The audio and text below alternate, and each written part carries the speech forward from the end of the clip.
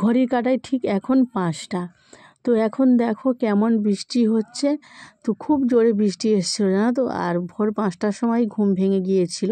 তো 5টা 10-15 হবে এরকম অবস্থা। তো আকাশ একদম কালো করে অন্ধকার করে কিন্তু বৃষ্টি হচ্ছিল। তারপর দেখো বেলার দিকে বেশ হাসা রাস্তাটাও শুকনো হয়ে গিয়েছে। তো দোকানটা খুলে ফেললাম। এখন ঘড়ি কাঁটায় বাজে ওই 8টা মতো। তো এখন থেকে আমি কিন্তু ব্লগটা শুরু করছি, সবাই অবশ্যই দেখো। তো দোকানটা খুলে ফেললাম জানো তো, সকালবেলা বাসন কোসন সমস্ত কিছু মাজা কমপ্লিট হয়ে গিয়েছে। এখন দোকানটা খুলে দোকানের সামনেটা আমি ঝাঁট দিয়ে পরিষ্কার করে নিলাম।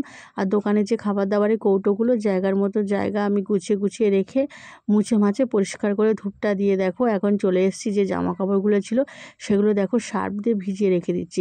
আজকের ভিডিওটা একটু ছোট হবে, কারণ যেহেতু জানো তো বাড়িতে রান্না পুজো রয়েছে, সমস্ত কাজ রয়েছে, ঠিকমতো ভিডিওটা তোমাদের সাথে কিন্তু শেয়ার করতে পারিনি। কারণটা কি বলো তো, সারাক্ষণ দোকানের কাজে ব্যস্ততা থাকতে হয়, আবার রান্নার কাজে ব্যস্ততা থাকতে হয়, মেয়েকে দেখাশোনা সব কিছু মিলিয়ে না আমি ঠিকমতো ভিডিওটা করে আমি উঠতে পারিনি।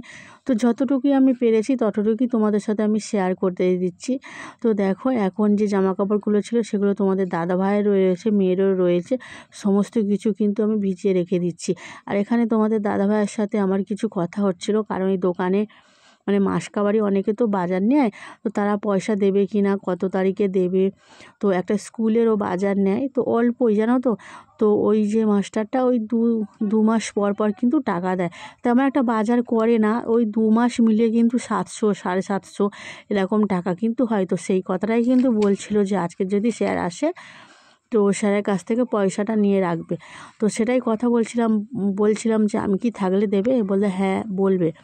তো এই কথাটাই কিন্তু আমরা দুজন বলাবলি করছিলাম। তারপর দেখো কাজ কমপ্লিট করে এখন আমি দোকানে বসেছিলাম। আর মেয়ে ঘুম থেকে উঠে দেখো ওকে আমি ব্রাশটা দিয়ে দিয়েছি, আমার কোলের ওপর উঠে বসে রয়েছে। ও একদমই ব্রাশ নিজে থেকে করতে চায় না, জোরজবরদস্তি করে কিন্তু ব্রাশটা করিয়ে দিতে হয়।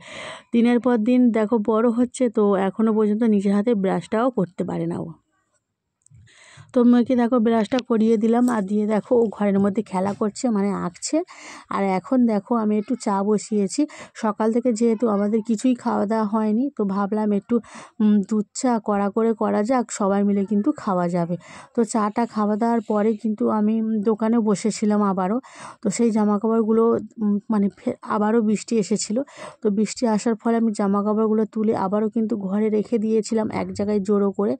তো বৃষ্টি থামার পরে জামাকাপড়গুলো আবার তারে কিন্তু মেলে দিলাম। সকাল থেকে এইটাই কাজটাই করতে হচ্ছে, বারবার জামাকাপড় তারে মেলা হচ্ছে, বারবার কিন্তু তোলা হচ্ছে। তো তারপর দেখো হঠাৎ করে বাড়িতে কিন্তু ননদ চলে এসেছিলো। তো কি রান্না করব, তো দেখো ডিম রান্না করছি। তো আজকে দেখতে পাচ্ছ 8টা ডিম নিয়ে কিন্তু আমি রান্না করছি, কারণ যেহেতু আমরা 7জন 8জন হব, তো এর জন্য। তো আর দেখো পটল ভাজা আর বেগুন ভাজা কিন্তু করছি। তো এখানে দেখো ডিমের তরকারিটা বসিয়ে দিয়েছি, আলু ডিম সিদ্ধ করে নিয়েই বানাচ্ছি। শ্বশুরমশাইয়ের জন্য আলাদা করে তরকারিটা করে দেবো, মানে একদম ঝাল ছাড়া। তো তারপর দেখো ওদেরকে খেতে দিয়ে একটুখানি বসেছিলাম। তো বসে থাকলে তো আর হবে না, মেয়েকে এক্ষুনি পড়তে দিয়ে এসেছি।